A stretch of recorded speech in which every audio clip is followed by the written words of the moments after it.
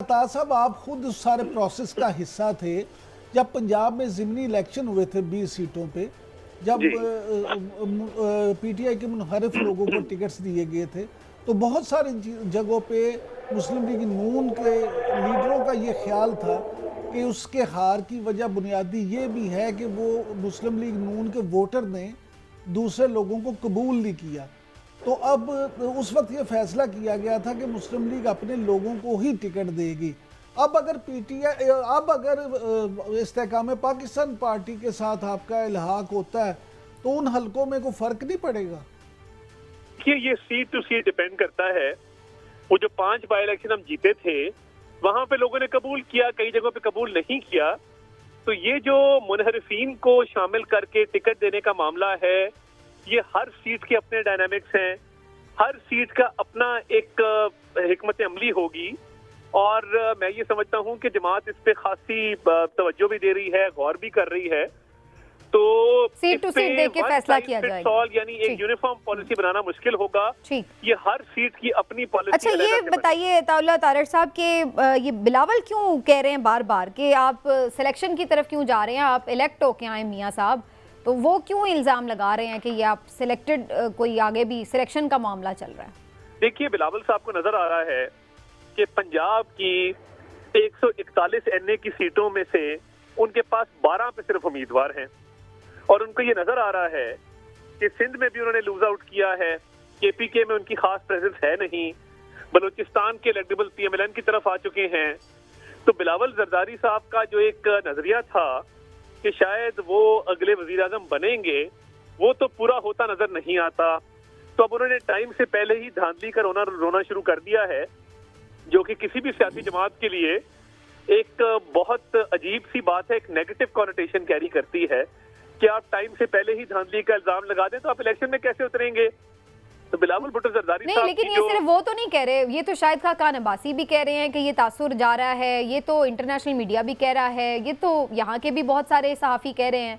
तो ये सब ने तो इलेक्शन नहीं लड़ना, लेकिन फिर भी सब ये कह तो रहे हैं कि कोई सेटलमेंट ऐसी लग रही है। शाहिद अब्बासी साहब को गालिबन पार्टी लीडरशिप से कोई इख्तलाफात हैं, और वो ये समझते हैं कि मैं शायद कोई 2-3 बयान दूंगा तो मुझे कोई मनाने आ जाएगा। तो ये मुनासिब नहीं है।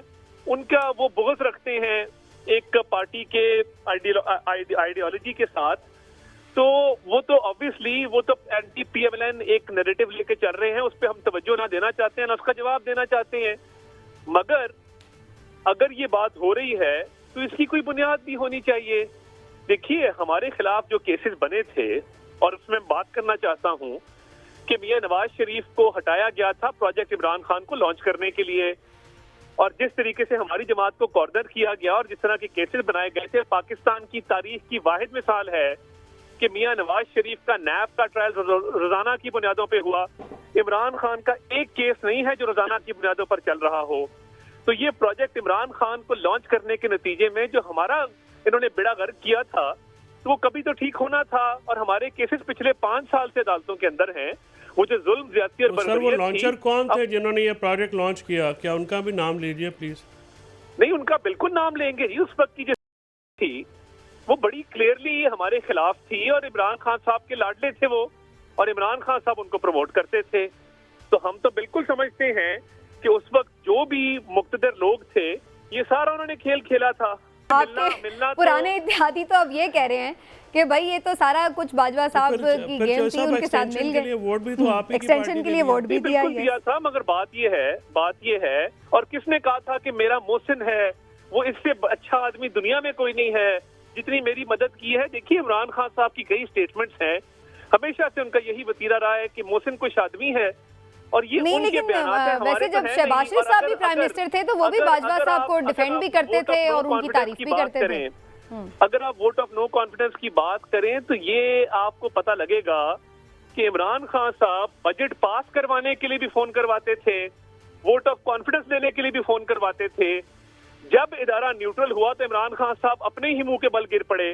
तो देखिए, जब आप किसी के कंधों पे चढ़ के आए हो तो फिर क्रिटिसिज्म अच्छा नहीं लगता।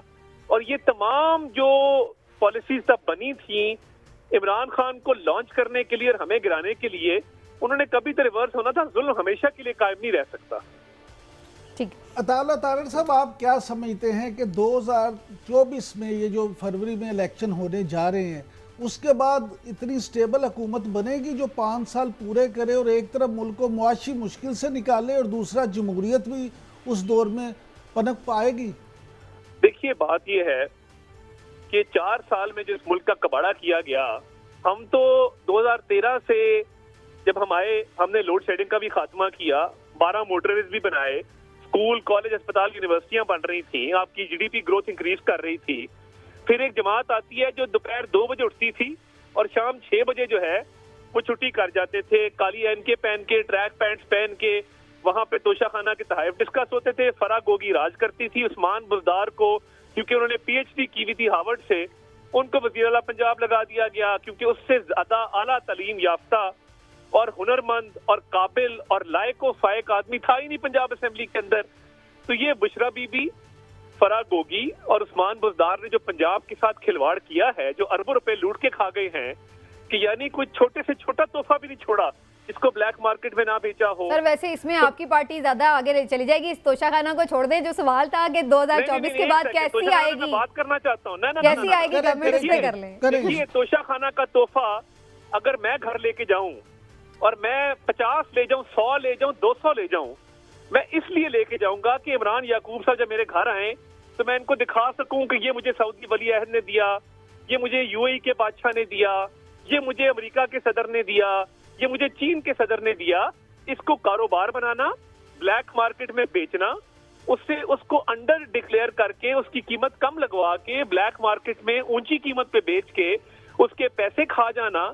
और ये पीरनी साहिबा को आदत पड़ गई थी कि उन्होंने ये वतीरा बना लिया था कि जितने तोहफे आते थे वो ब्लैक मार्केट में बेचती थी और उनके पैसे वो खा जाती थी। तो देखिए, इस जैसी एक और मिसाल मुझे सर, बता दें देखिए, तो मैं इसमें अपना बहुत केस सारी वापस चीजें ले हैं। लेता ये भी हूं। मिसाल नहीं है, गाड़ियां तो ले ही नहीं सकते थे, उस वक्त रूल नहीं था। आप लोगों के लीडर्स ने गाड़ियां भी ली हैं। अंडर वैल्यू गाड़ियां लेना भी इसी जुमरे में नहीं आएगा जी। अगर गाड़ी ली गई है वो रूल्स के मुताबिक ली गई है। नहीं सर, उस वक्त रूल नहीं था, गाड़ी नहीं ली जा सकती थी। गाड़ी अंडर डिक्लेयर करके ब्लैक मार्केट अंडर वैल्यू गाड़ियां लेना या कोई और चीज लेना, तो फिर तो एक ही बात नहीं हुई जी। नहीं, कतन एक बात नहीं हुई। देखिए, एक है कि आप अपने जाती इस्तेमाल के लिए रूल्स के मुताबिक कीमत अदा करके एक चीज लेते हैं। एक है कि एक चीज की कीमत है 50 करोड़, आप उसकी 2 करोड़ कीमत लगवाते हैं रूल्स में और गुंजाइश 1 नहीं करोड़, थी ना जी। सुन ले, एक चीज है 50 करोड़ की, आप 2 करोड़ उसकी कीमत लगाते हैं, 1 करोड़ सरकारी खजाने में जमा करते हैं, 50 करोड़ का बाहर बेचते हैं और पैसे खा जाते हैं। ये तो जो छोटे जो चोर होते हैं ना, गैंग लीडर, वो जब बैठते हैं शाम को और जो लूट मार की कमाई आपस में बांटते हैं, ये उससे भी बकरू अमल था। तो मैं नहीं समझता कि तोशाखाना इमरान बड़ी खान चोरी के करनी केस में चाहिए किसी और से कंपैरिजन बनता है। चलिए, तारड़ साहब, मुझे ब्रेक की तरफ जाने में काफी देर से हमारी पेंडिंग है। एक बड़ा अहम सवाल है, जो ये अल अजीजिया केस जो है अताउल्लाह तारड़ साहब, उसका मुस्तकबिल आप क्या देखते हैं? इस्लामाबाद हाई कोर्ट, देखिए, अल अजीजिया के केस में जो स्टार विटनेस था वाजिद ज़िया, जब उससे पूछा गया कि अल अजीजिया स्टील मिल या हिल मेटल के साथ मियां नवाज शरीफ का कोई लिंक बनता है, तो उसने कहा कि मेरे पास कोई ऐसा दस्तावेज मौजूद नहीं है जिसकी बुनियाद पे मैं ये साबित कर सकूं कि ये मियां नवाज शरीफ की मलकियत थी, या वो बेनामीदार उनके बेटे थे, या उनका कोई कभी वो डायरेक्टर रहे हो, शेयर होल्डर रहे हो, चीफ एग्जीक्यूटिव रहे हो। तो मैं ये समझता हूँ कि इस केस में मेरिट नहीं है और हमें बड़ी उम्मीद है कि इंशाल्लाह ताला हम मेरिट पे ये केस जीत सकेंगे।